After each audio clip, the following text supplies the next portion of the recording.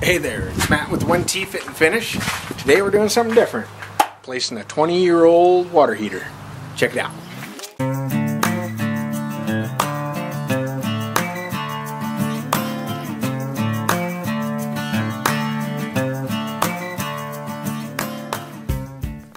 I'd like to mention that I'm not an electrician and I'm not a plumber.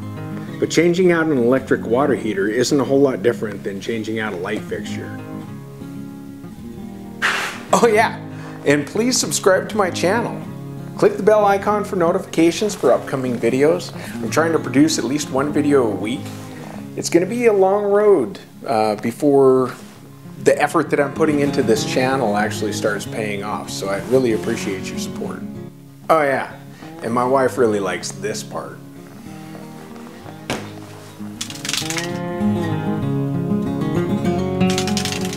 Alright, enough goofing off, time to get to work. I start by shutting off the water main. The whole house filter is right next to it, so I might as well replace that too.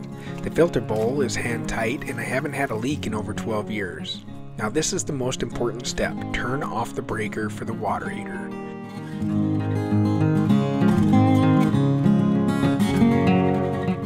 This has definitely outlived its usefulness. I attach the hose to the water heater and run it outside. I put a pan under the junction just in case it leaks. Then open the valve to drain the tank.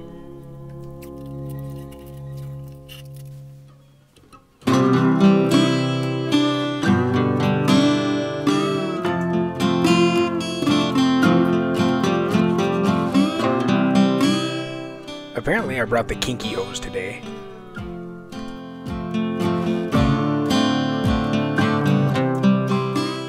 Speaking of kinky, I try to start the siphon, but only end up entertaining the neighbors by standing in my front yard sucking on my hose. There's a bit of a vapor lock. I'll be replacing much of this hard copper pipe, so I cut it at a high point to help with the siphon.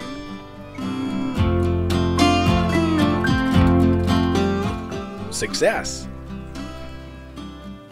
While 50 gallons of water slowly trickles out of the water heater, I start disassembling all the pipes.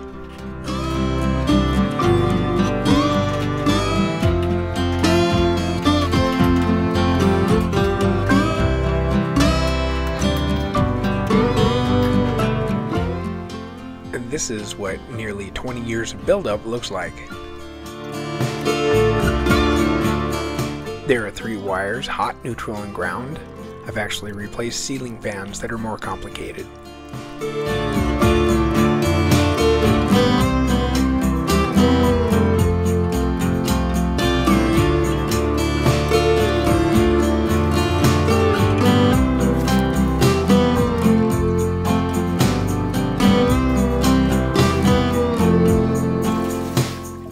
Still waiting for the water heater to drain, I change out the filter, and looking inside the bowl, there's a bunch of sludge. So I go clean it out. That's what a filter is supposed to look like.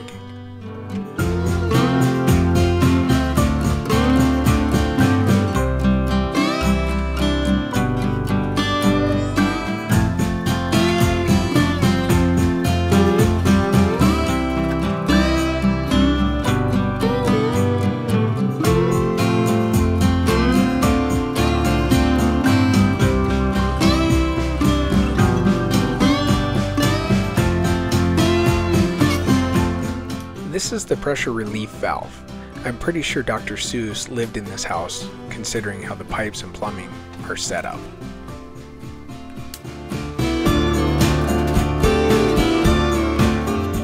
I have no clue how they even got this on in the first place.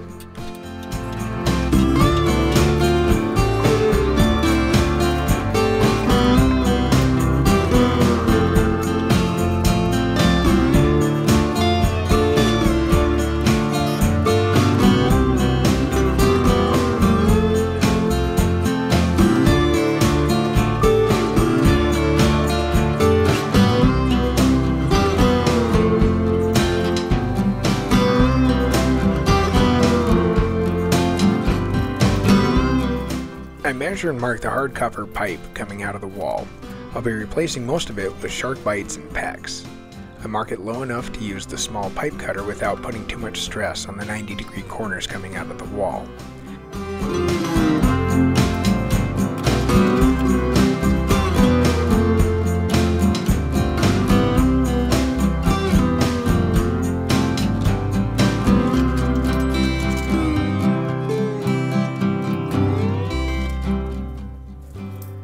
I'm going from 1/2 inch hardcover pipe to 3/4 inch PEX. The fittings on top of the water heater are 3/4 of an inch, and this simplifies the transition.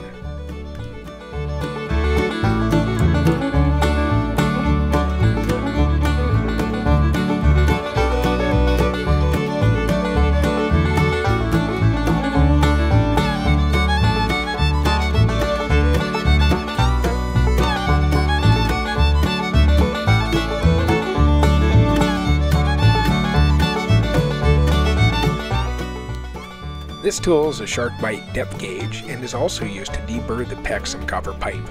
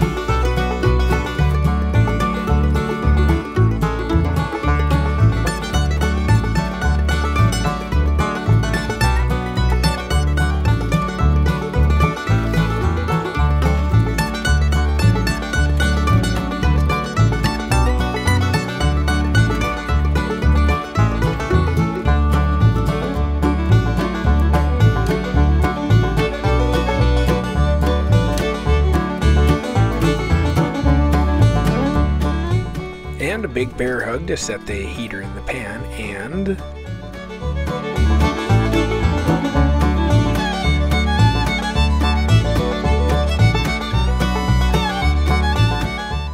the person at the store said the pans are one size. That is false. So back to the store for a 26-inch pan for a 24-inch water heater base.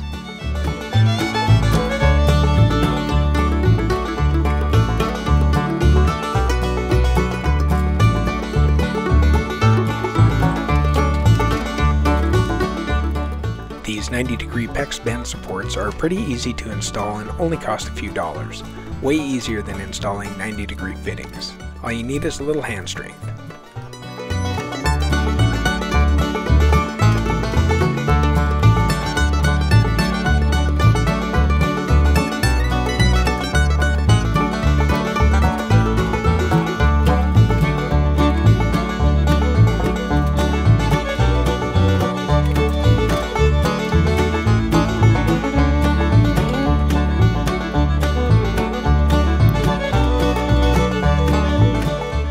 I install a shutoff valve on the inflow pipe.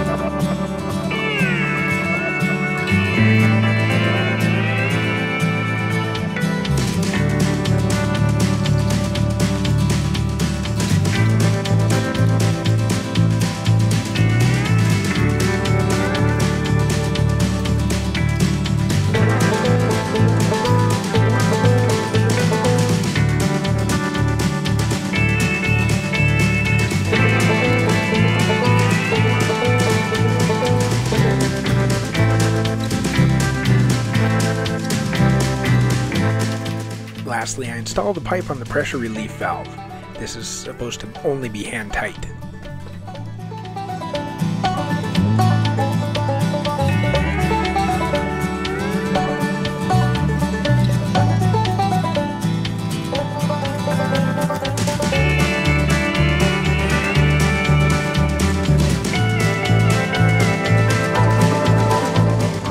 I make sure to open the faucet valves before turning on the water main.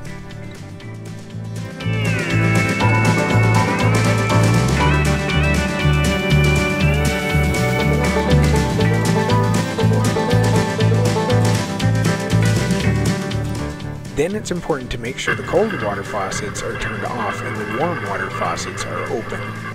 This will allow the hot water tank to fill.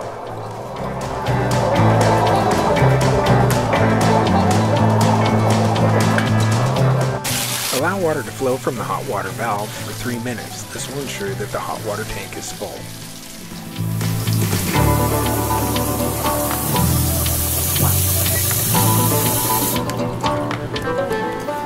There are 2 elements and thermostats on this water heater. I check them both to make sure that they are set to the proper temperature before finally turning the circuit breaker on.